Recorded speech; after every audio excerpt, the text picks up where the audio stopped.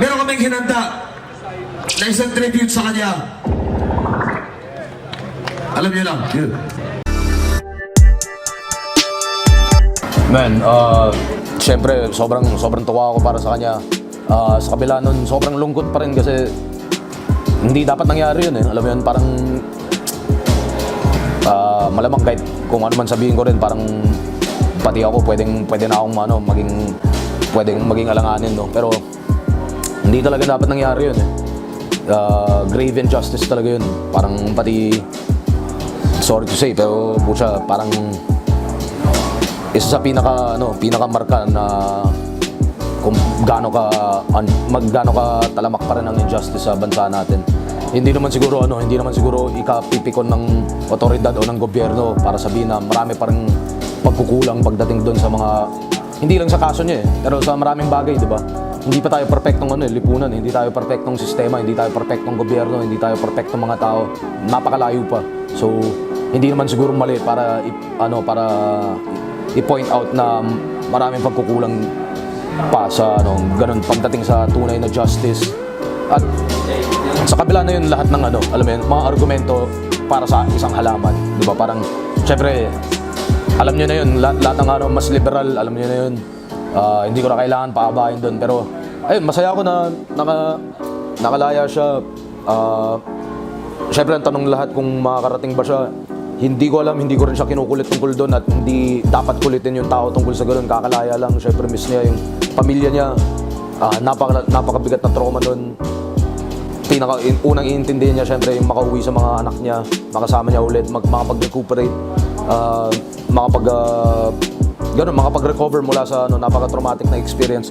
Lalo yung kapatid niyang babae, parang sobrang kawawa talaga. Pero yun nga, hindi ko siya kinukulit mula nun tungkol dun. Pinapabayaan ko lang siya na sinasabi ko lang din, yun nga, enjoy mo muna. Huwag mong pag-isipan yung festival. Kung bigla akong magpakita, timbrayan mo na lang ako ng siguro a little ahead of time para lang mapaghandaan ko rin na yung security mo, safety mo, mga ganung bagay. Maraming salamat.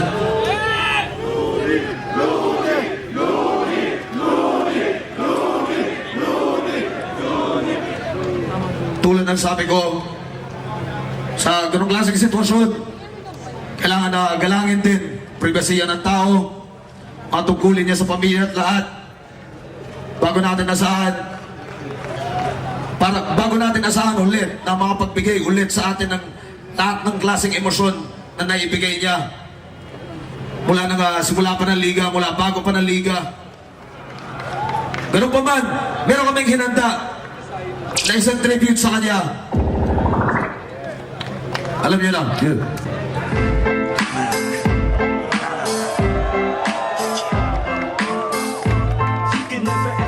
Maraming salamat sa siyang nagbigay ng inspirasyon sa buong Filipino hip-hop, battle rap o musika.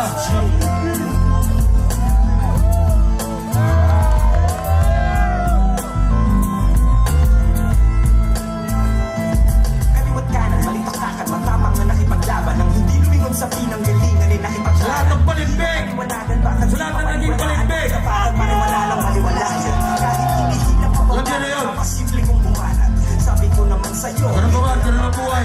di mo ko kilala, di mo alam ang kaya kong gawin. Kaya nyo ba ito mukha, pero ganado pa rin. Lahat ng banak malupit, kahit hindi sinasahulo. Kalaban ay pulit na parang liham sa pangulo. Mabagal, mabilis, kayang-kaya, wala tong daya. Tagalog o Ingles, walang hiya kahit Bisaya. Paminawa ang subilanon sa usak at labon. Marami sa mga subuanon na makasabot. Parang mga balak na ipanulbinisay. Oros na punta pa tong alapak ko siyang may.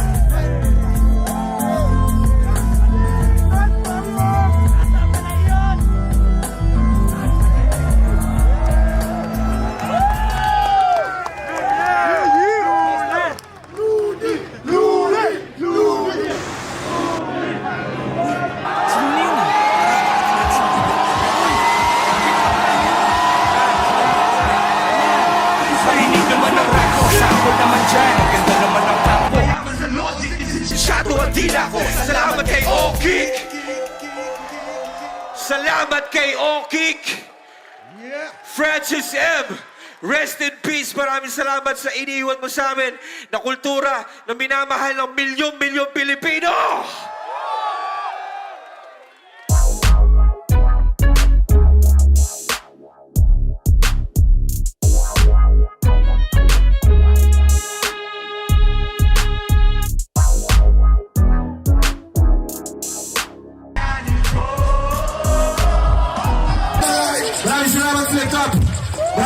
salamat sa lahat ng mga MCs.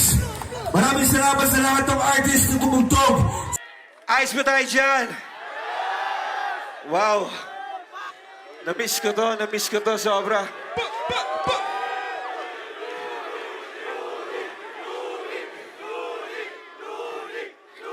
Papaiyakin niyo ako eh. Buti na lang naka-long sleeve ako, kinikilabutan ako.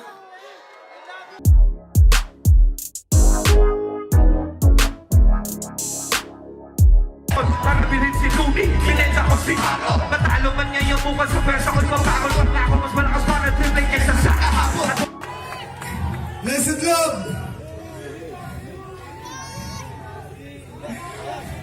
Stick Picasso, what's up?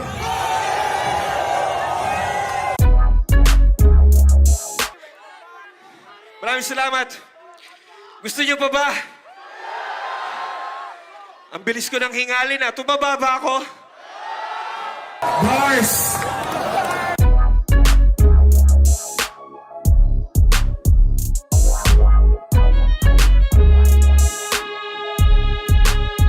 Sa lahat ng bumubuo ng ligang to, at syempre, maraming iba ko di kay Kuya Anigma. Maraming salamat sa lahat.